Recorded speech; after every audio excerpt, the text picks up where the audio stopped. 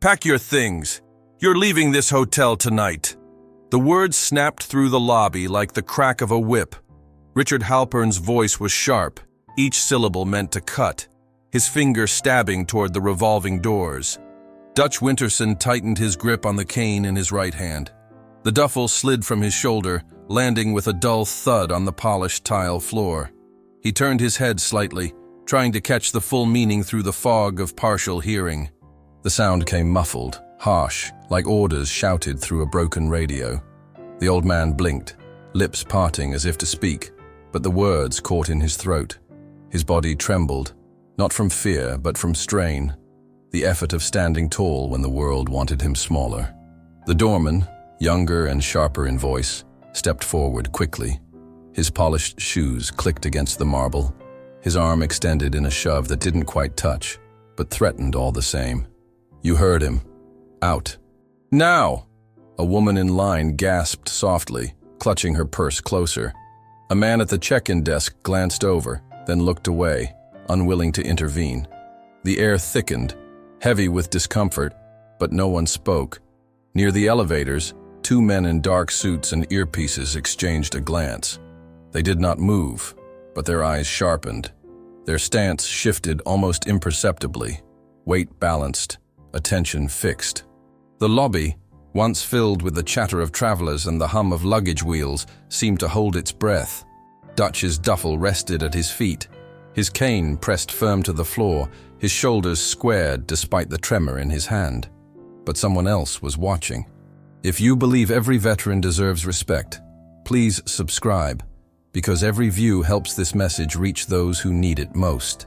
Dutch Winterson, 85 years old, had been making this trip every spring for longer than most of the clerks at the Franklin Hotel had been alive. His journey was never grand. He didn't fly. He didn't hire a car service. He boarded the bus in his small town before sunrise, carrying only a duffel bag older than most of the passengers, stitched in places with his own steady hand. That duffel was more than luggage. The olive drab canvas carried the smell of dust and oil, and the faint outline of stenciled letters long since faded. The straps had worn soft where his shoulder had carried them across train stations and barracks half a century ago. Inside, neatly folded, were two pressed shirts, one jacket, a razor kit, and a photograph tucked into an envelope that had survived decades of moves. His jacket was buttoned up despite the mild weather, a khaki canvas coat that had seen as many years as he had. It was clean, well kept, but not new. The cuffs were frayed, the brass buttons dulled. His cane was polished, the eagle's head carved into the handle rubbed smooth where his palm had pressed against it for decades. Each time it struck the marble floor of the hotel lobby, it echoed like a gavel, steady but deliberate. Dutch's left leg moved slower than his right. Locked stiff at the knee, it refused to bend without a groan of pain. Each step was a careful measure, a shift of weight from cane to good leg, then forward again. To anyone else it looked clumsy. To him it was choreography, a practiced drill repeated countless times. Every spring, he made this trip to meet the last two friends left from his old unit. The men didn't drink much anymore. They didn't stay out late. They simply gathered in the same hotel lounge, told the same stories, and raised quiet toasts to the names that never left Korea. Tradition, stubborn and sacred, was what kept him coming back. He did not demand much. His reservation had been made months ago, prepaid with money saved carefully from his pension. The Franklin Hotel was not extravagant, but it was clean, polished, with just enough prestige to make it feel like an occasion. Its chandeliers glittered above the lobby, throwing soft golden light across the marble floors. The air smelled faintly of polish, perfume, and coffee drifting from the cafe near the atrium. To Dutch, it was familiar ground. He had checked in at this same counter year after year, always greeted with a polite nod, always treated with respect. He never caused trouble. He never complained. He asked for little more than a quiet room where he could set down his bag and prepare for one more reunion.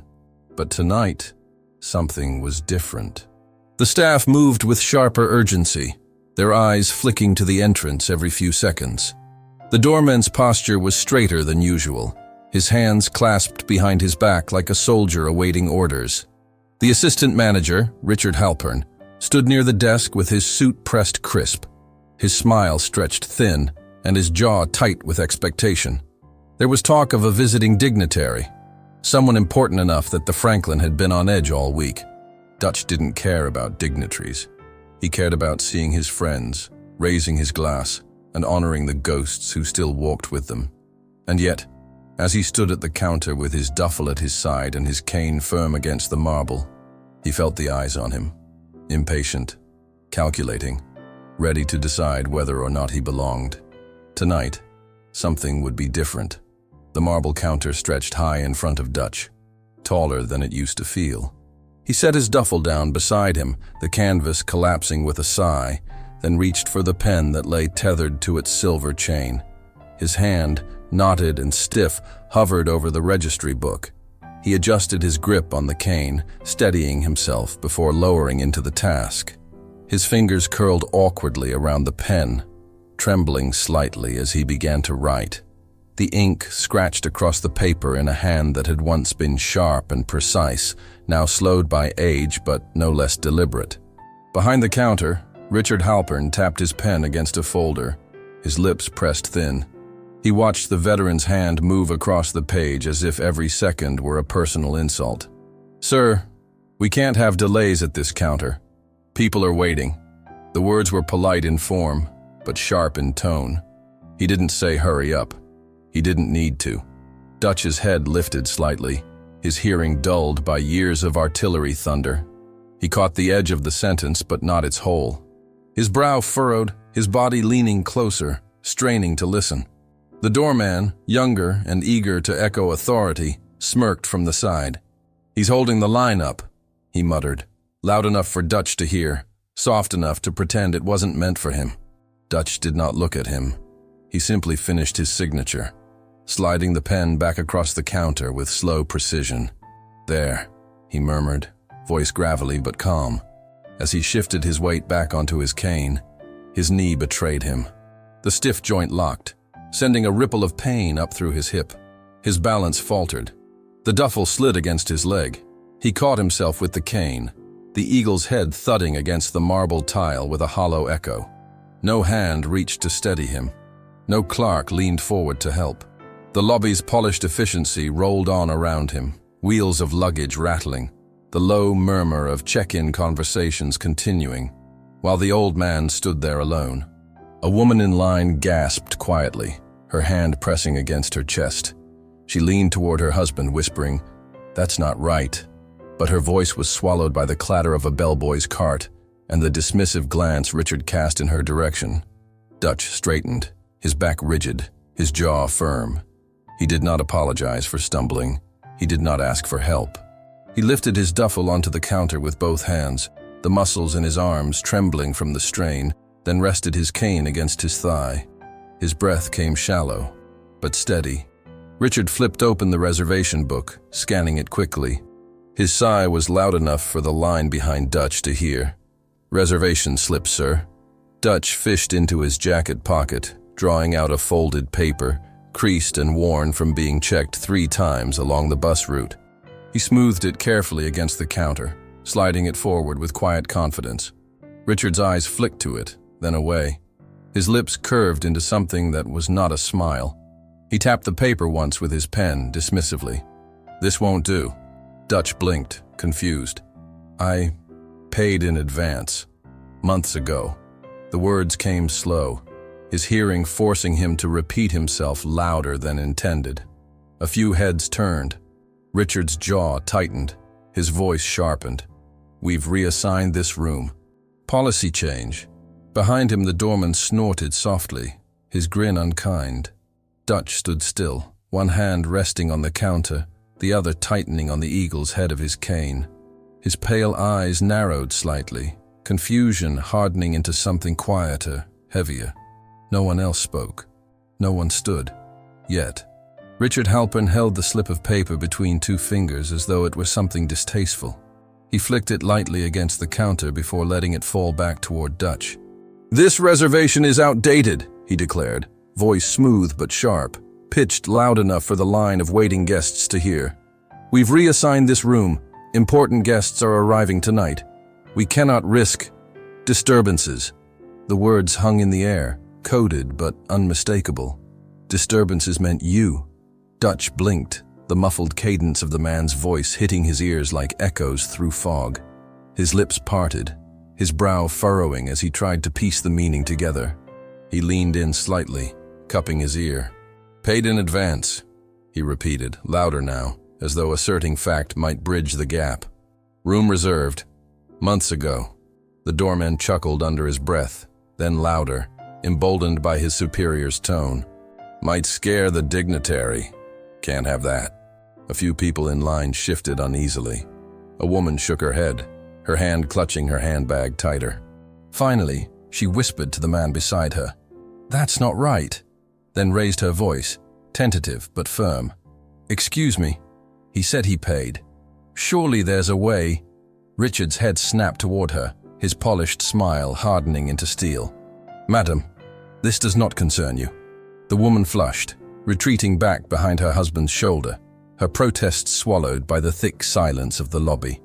Dutch stood straighter, cane pressing firmly against the marble floor. His hand trembled slightly as he retrieved the folded slip, carefully tucking it back into his jacket pocket. His duffel rested at his feet, canvas sagging with weight, like a soldier left kneeling in mud. Richard raised his voice further now, his words echoing off the vaulted ceiling. "Sir, you need to collect your things and leave, now." The doorman stepped closer, his shoes clicking briskly. He gestured with a sharp flick of his hand, the kind of motion used to wave away a stray dog. "You heard him! Out!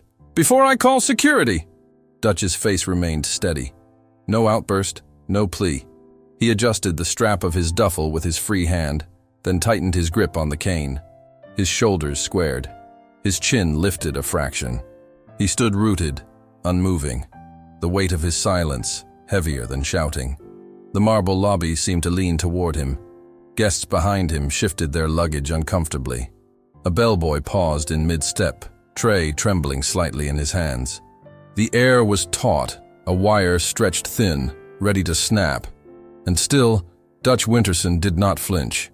Dutch bent slowly, knees protesting, and lifted the duffel from the polished tile. The straps dug into his palm, the weight pulling at his shoulder, but he drew it close and set it against his leg like a shield. His cane tapped once against the marble, not a stumble this time, but a steadying beat, deliberate and firm. He adjusted the strap carefully, sliding it across his chest, with the precision of a man accustomed to carrying burdens. His hand lingered on the eagle's head of his cane, fingers pressing into the grooves worn smooth by decades. Then, with a slow breath, he straightened to his full height. He did not speak.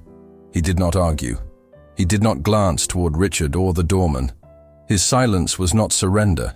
It was defiance of another kind, a refusal to lower himself to the noise around him. The lobby, bright with golden chandeliers and polished marble, seemed to shrink around him. Travelers whispered, some frowning, others shifting away as though fearing involvement. But Dutch's eyes remained forward, pale and steady, anchored like stone. To the impatient crowd, he looked like an old man refusing to move on. To someone trained to see deeper, his posture told another story. His back was straight, his chin lifted, his stance measured like a man holding a line under fire. Every ounce of discipline that had once braced him against the cold of Korea now kept him rooted here in the polished lobby of a hotel that no longer wanted him. His hand trembled faintly against the cane, but his breath was steady. He had stood before worse. He had been told to fall back when his legs could barely carry him. He had held his ground when the night screamed with mortars. Compared to that, this was silence. Richard scoffed, gesturing toward the doors. "You're only making this harder on yourself. Walk out with dignity while you still can." But dignity was not something Dutch could lose tonight. He had carried it through winters that killed men twice his size, through fields where screams outlasted gunfire, through decades of silence when no one asked what it had cost him. Now, in the echoing quiet of Franklin Hotel's lobby, that same dignity radiated more loudly than words. Across the room, near the elevators, one pair of eyes had been watching more closely than the rest. A man in a plain dark suit, posture sharp despite his civilian clothes, had noticed the limp, the scar visible above the collar, the callus on the cane. He had noticed the silence. He had noticed everything. But another uniform in the room had taken notice. Agent Cole Donovan had been leaning casually against the brass rail near the elevators, the way only a man with training could lean, relaxed in appearance, but every muscle quietly braced, every sense tuned like a wire. To most of the lobby he was invisible, just another figure in a dark suit, his earpiece glinting faintly when the light struck it. But his eyes missed nothing. When Richard Halpern's voice cracked across the lobby like a whip, Donovan's head turned. He didn't react right away. He simply watched, his gaze narrowing as he took in the details that others overlooked. He saw the cane first. The eagle's head carved into the handle was smooth where a palm had pressed for years. The way Dutch leaned into it told more than age. It told damage, old and permanent. Donovan had seen that kind of weight before. Men whose knees never bent the same after shrapnel, whose gait betrayed the frozen scars of battle long after the uniform was folded away. His gaze shifted to the duffel bag. Olive drab canvas, military issue, decades old. The fabric sagged in places, stitched clumsily by hand. Not fashion, but survival. No one carried a bag like that unless it meant something. The faint outline of faded letters had long ago been worn away, but to Donovan, the ghost of those stencils was as clear as ink. Then he studied Dutch's posture. It was not the posture of a man cowed by authority. It was the posture of someone who had been ordered before, in worse places, and learned to endure without breaking. His shoulders were squared, his chin lifted a fraction, his silence steadier than the shouts directed at him. Donovan knew that silence. He had lived it. The younger agent beside him, barely 30, noticed Donovan's focus and leaned closer.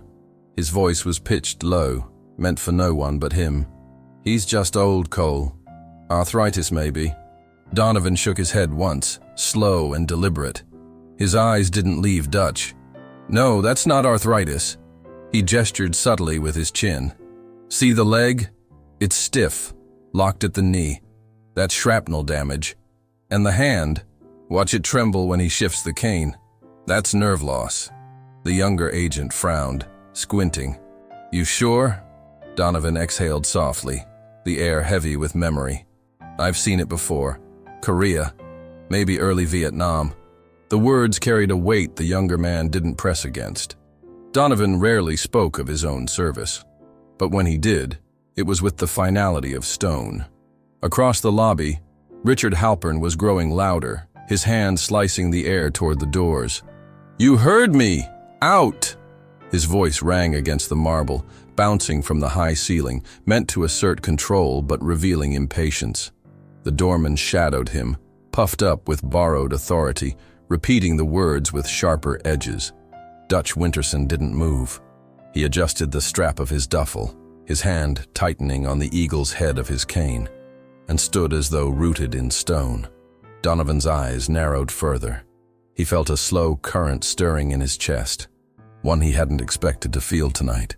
He was here to guard a visiting dignitary, to scan crowds for threats, to remain detached. But watching the old man's dignity trampled beneath the polished shoes of men who had never tasted mud or blood or fire, that current grew heavier, harder to ignore. He hadn't planned to intervene. His badge wasn't meant for disputes at hotel counters. But his past wasn't silent, and the insult had gone too far. Donovan shifted his weight off the rail. His hand brushed the lapel of his jacket, his posture straightening, his eyes locked on Dutch. The decision had already been made. He hadn't planned to intervene. But then the insult went too far. The polished lobby of the Franklin Hotel hummed with the rhythm of travel, luggage wheels clicking across marble, the muted shuffle of shoes, the murmur of guests checking in and out. Yet within that rhythm, one voice kept rising, sharp and grating, slicing through the air. Richard Halpern's command rang again. "I said out! Pack your things and leave at once!" His arm was extended, fingers stabbing toward the revolving door, his jaw tight with impatience. The doorman stood beside him, echoing the gesture, his own voice like an untrained echo. "You heard him! Out! Now!" Dutch Winterson did not move. He held his cane with both hands now, the eagle's head pressed firmly against his palm.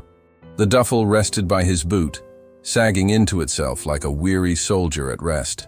But Dutch's back was straight, his chin lifted a fraction. He didn't answer, not because he couldn't, but because he wouldn't. It was then that Agent Cole Donovan stepped away from the brass rail. The shift was small at first, the creak of leather shoes lifting from polished marble, the brush of a suit jacket falling back into place as he straightened.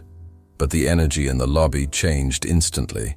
His movements were deliberate, steady, the pace of a man trained never to waste a gesture. He crossed the floor with long strides, each step echoing in the quiet that spread as people noticed. His badge was still concealed, but his posture alone commanded attention. His shoulders squared, his jaw set, his eyes locked on Dutch and the men surrounding him. Dutch lifted his head slightly at the sound of the approaching steps. His pale eyes flickered upward, settling on Donovan, who now stood just beyond the counter's edge. For the first time since the confrontation began, Dutch's gaze softened, not with relief, but with recognition. Donovan lowered his hand, placing it firmly on the duffel before it could be shoved aside again. The simple act was not dramatic, it was not loud, but it was immovable, as if an unseen line had been drawn in the marble floor. "This man isn't going anywhere," Donovan said. The words weren't shouted. They didn't need to be. They carried the weight of steel, steady and resonant, reaching every corner of the lobby without strain. Richard blinked, thrown off balance by the calmness, by the authority that came not from volume, but from certainty. "Excuse me?" he demanded, his voice pitching higher, straining to maintain control. Donovan reached into his jacket with measured ease, producing the badge that bore the seal of the United States. He held it up, level with Richard's eyes, not flashing it, not waving it, but presenting it with the stillness of final judgment. "Secret Service," he said, voice even. "And this man will stay." The lobby fell utterly silent. Conversations halted mid-sentence. The rattle of luggage wheels stopped. Even the hum of the air conditioning seemed to fade. The doorman, who had moments before puffed himself up with false authority, froze. His mouth opened slightly, but no sound came out. His eyes darted to Richard, searching for guidance, but found only the manager's paling face. Dutch's gaze remained steady, shifting from Donovan's badge to his eyes. He did not speak. He did not smile. But something passed between them. Recognition, old and deep. The wordless bond of men who had stood in places that demanded endurance beyond measure. Guests whispered now, their voices hushed, uncertain. "Secret Service," one man murmured, and the words rippled outward, soft but electric. Richard's polished confidence faltered. His lips pressed tight, his jaw working, but his body betrayed him. A slight stiffening of the shoulders, a flicker of color rising in his cheeks. Donovan did not press further. He didn't need to. He simply stood beside Dutch, one hand still resting on the duffel, the other lowering slowly to his side. The presence of his badge, his voice, his bearing, all of it was enough. The three of them, Dutch with his cane, Donovan in his dark suit, and the silent duffel sagging between them, became the still point of the lobby. The chandeliers glinted above, the marble floor reflected their stance, and the air thickened with something more powerful than command. Respect. For the first time all evening, the lobby's noise had been silenced not by orders, not by shame, but by recognition.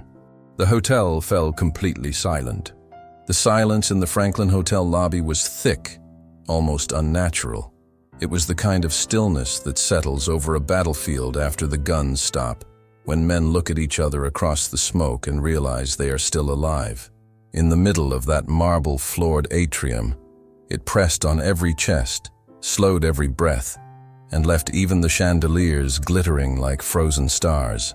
Dutch Winterson stood rooted, his cane planted firmly, the duffel sagging against his leg. His face was a map of age and endurance, deep lines cut by time, pale eyes washed in decades of memories no one in that lobby could name. Yet when he looked up at Cole Donovan, the stiffness in his jaw softened, just slightly. Donovan met that gaze without flinching. His eyes were sharp, but behind them lived a quiet knowing. He didn't see an old man blocking a lobby. He saw the stance, the silence, the unyielding chin, details that spoke louder than words. He had stood guard beside men who bore themselves the same way, men who had lost more than they carried, yet refused to be bowed. Neither spoke at first. They didn't need to. Something moved between them in that stillness, something only men carved by service could understand. Dutch broke the silence first, his voice roughened by years, pitched low but audible in the suspended quiet. "You spotted the limp." It wasn't a question. It was a statement. The kind only one soldier could make to another, an acknowledgement that his scars had been seen for what they were. Donovan's mouth curved, not into a smile, but into the faintest line of acknowledgement. He nodded once, slow, deliberate. "And the hand. Took nerve damage myself once. Hard to miss." Dutch gave a short, dry chuckle, the sound like gravel shifting. It was the first warmth he had shown all night. His free hand brushed against the eagle's head of his cane, a small ritual of grounding. "Chosen," Dutch said simply, the name alone carrying the weight of an entire winter. His eyes drifted for a moment, not at Donovan, not at Richard, but into a distance only he could see. The cold burned worse than fire. The night tried to kill us more than the enemy did. Donovan's chest rose slowly, his breath steady, but his eyes tightened at the edges. He knew of that place, that battle, though he hadn't been there. Every soldier knew it, the chosen reservoir, where men froze in their boots, but fought anyway. "Figured," Donovan said softly. "I know that limp." The two men stood locked in the kind of recognition that no bystander could translate. To the guests scattered through the lobby, it was just silence, maybe confusion. But to them, it was a reunion of spirit. Two uniforms separated by decades but joined in a line that stretched across generations. Behind them, the doorman shifted uncomfortably, his earlier bravado collapsing into nervous shuffling. Richard Halpin's polished smile had drained away entirely, his throat working as if he were trying to swallow words he could no longer say. Even the guests who had turned away before now leaned forward in their chairs, sensing the depth of something sacred happening just a few steps from where they stood. Dutch and Donovan didn't notice. For those few moments, the hotel, the polished marble, the impatient stares all fell away. What remained was the silent exchange between two men who had walked in different wars, but carried the same weight. It was enough. Then came the memory. Dutch's hand tightened around the eagle's head of his cane, the grooves pressing into his palm.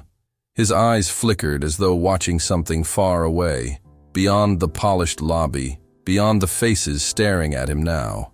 His lips parted, and for the first time, his voice carried not just words, but the weight of history. "Chosen reservoir," he said, his tone steady but low, like a man reporting facts to a ledger that would outlive him. "Winter of 50. The cold was worse than the enemy. 30 below, and the wind cutting like knives. The lobby, gilded in warm light, seemed to chill at the words. Guests shifted in their seats, coats drawn tighter, though the air conditioning had not changed. Dutch leaned heavier on the cane, his left leg stiffening as though it still remembered. We pulled back under fire, mortars pounding the ridge. My knee locked when the shrapnel hit. Couldn't bend it, not then, not ever again. Still dragged myself forward. Men behind me. Boys, really. Couldn't leave them. Tried to carry who I could. His voice caught for the first time, breaking like old timber under strain. He paused, and in that pause the lobby felt as though it were holding its breath. Then he spoke again, softer, his eyes lowering to the marble floor beneath his boots. The mortars stopped firing that night. The silence after. That's what I still hear. The words rolled across the space like thunder, low but unstoppable. They fell into the ears of every clerk, every guest, every man and woman who had once looked away. For a moment, even the hum of the hotel's air vents seemed to die, leaving nothing but that silence to echo. A young bellboy at the far edge of the lobby lowered his tray, eyes wide, lips pressed shut. The woman who had tried to speak earlier now covered her mouth with her hand, her eyes glistening. A man in a business suit who had smirked at Dutch's slowness earlier now dropped his gaze to the carpet, shame heating his cheeks. Richard Halpern froze, the polished veneer gone. His hand twitched against his tie as if to straighten it, but he stopped halfway, his fingers trembling. Even the doorman who had barked so confidently a few minutes before shifted back a step, suddenly small beneath the chandelier's glow. Donovan's jaw clenched, his breath deep, eyes locked on Dutch with a soldier's understanding. "You carried them," he said softly, not for the lobby, but for Dutch alone. "You carried them anyway." Dutch's pale eyes lifted slowly, steady again, though wet at the corners. Didn't carry enough. That confession was heavier than any accusation. It fell into the marble atrium like a stone into water, rippling outward, leaving no space untouched. The entire room understood now. Dutch Winterson was not a burden. He was not an old man slowing the counter. He was a survivor of a battle written in frozen blood, a man who had carried the weight of silence longer than most in the room had been alive. And now, every person present was forced to reckon with that truth. The men who mocked him couldn't look away. For a long moment after Dutch Winterson spoke, no one moved. The lobby that had once hummed with impatience and chatter now held its silence like a cathedral. Even the chandeliers above seemed to flicker softer, as though light itself had bent in respect. Richard Halpern's polished confidence cracked first. His hand dropped uselessly from his tie, his eyes darting across the faces of the guests. Each one turned against him now, their expressions a quiet jury. The smirk he had carried all night was gone, replaced with the paling flush of a man who realized the room no longer belonged to him. The doorman's shoulders sagged, his earlier bravado draining into the marble beneath his shoes. His eyes avoided Dutch, darting instead toward the ground, unable to withstand the weight of what had just been spoken. Agent Donovan remained steady, a sentinel beside Dutch's duffel, his presence as unshakable as the marble pillars that lined the room. When he finally spoke, his voice carried not the bite of authority, but the gravity of truth. "This man bled for this country before most of us were born," Donovan said, low but resonant, each syllable falling with precision. "He doesn't leave. He stays. And from this night forward, you treat him, and every veteran who walks through these doors, with the respect they've earned." The words landed like an order etched into stone. Guests who had been silent before now straightened in their chairs, their heads nodding almost imperceptibly. A few began to clap softly, hesitant at first, then steadier, the sound filling the gilded space not with noise, but with agreement.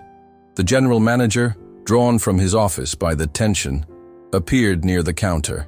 His face was pale, his collar damp with sweat, but his eyes widened as he took in the scene. His assistant manager cornered, his staff diminished, his guests judging.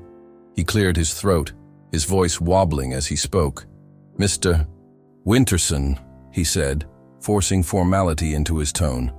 "On behalf of the Franklin Hotel, I offer my deepest apology.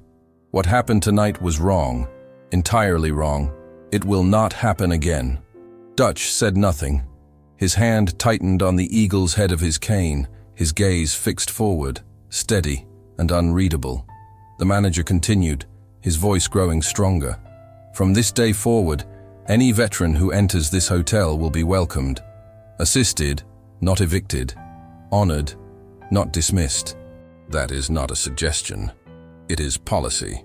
Richard's lips parted as though to protest, but the manager's glare silenced him. The doorman stepped back another pace, his shoes whispering against the marble. Donovan inclined his head slightly, the gesture of a man acknowledging the correction, of course, but not yet forgiving. His eyes remained locked on Dutch, as if ensuring the promise was not only spoken, but felt. Around them, the crowd of guests shifted in unison. A woman dabbed her eyes with a tissue she pulled from her purse. A man in a suit set down his phone, embarrassed that he had once considered recording the moment for entertainment. Even the bellboy at the far end of the lobby stood taller, his chin lifted, as though learning something important about the world he would inherit. Dutch finally moved.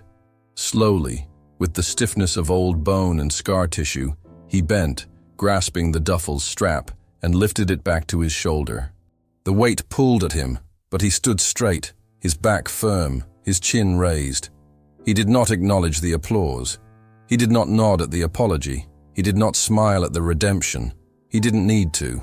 Dutch Winterson existed in that lobby as he always had. Steady, scarred, unshaken.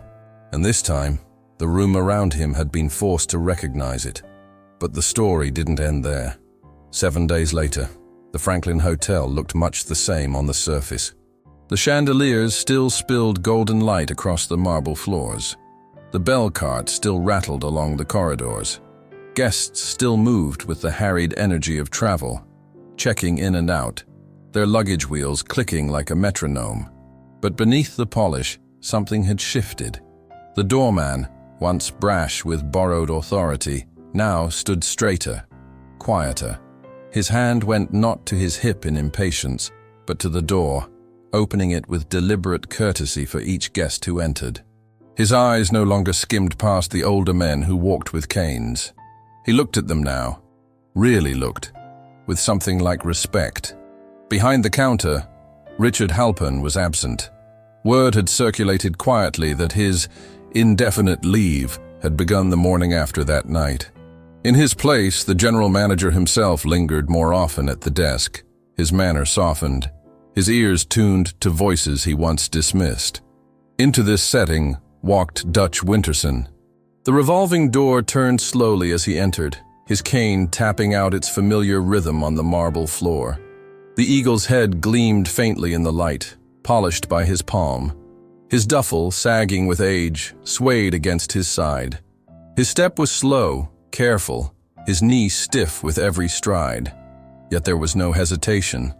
The young clerk at the desk straightened immediately, his face lit with recognition, not annoyance. "Mr. Winterson," he said warmly, his voice carrying across the counter. "Welcome back. Your room is ready." Dutch paused, his pale eyes narrowing slightly, as if testing the truth of the words. He nodded once, silent, and stepped forward. The clerk handed him a keycard tucked neatly in a sleeve embossed with the hotel's crest. Beneath the polished counter, a small brass plate had been affixed since his last visit. Its inscription was plain, unadorned, yet impossible to miss. "In honor of those who served, always welcome." Dutch's hand lingered on the counter above the plaque. His fingers pressed against the cool marble, tracing its edge as though memorizing the feel of it.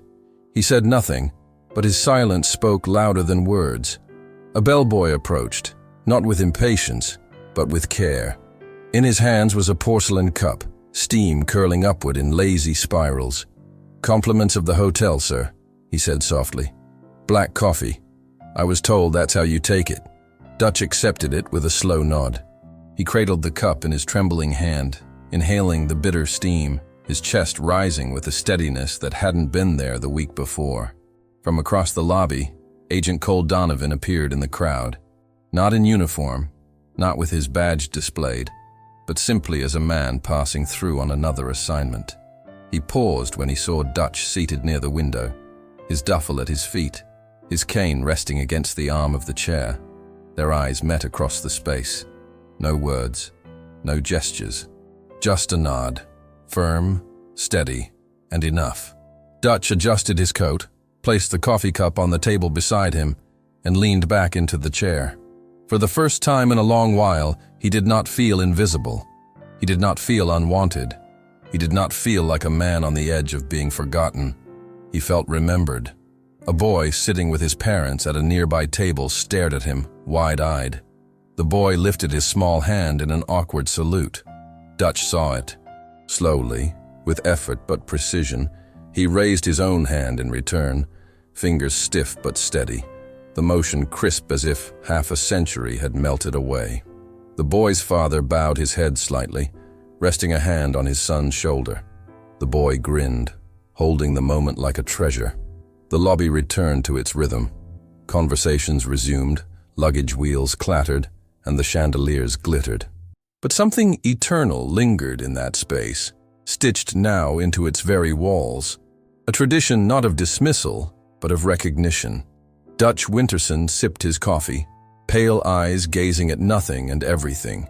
His wife's faded photograph rested inside his duffel, folded carefully as always. The silence around him no longer weighed like a burden. Tonight, it was peace. If stories like this resonate with your heart, like and subscribe for more untold moments of honor and kindness. Let us know where you are watching from, and if this moment brought back memories you carry with you. The best way to honor their memory is to keep listening. Click on the suggested video now, and we'll walk together through another untold chapter of courage and sacrifice.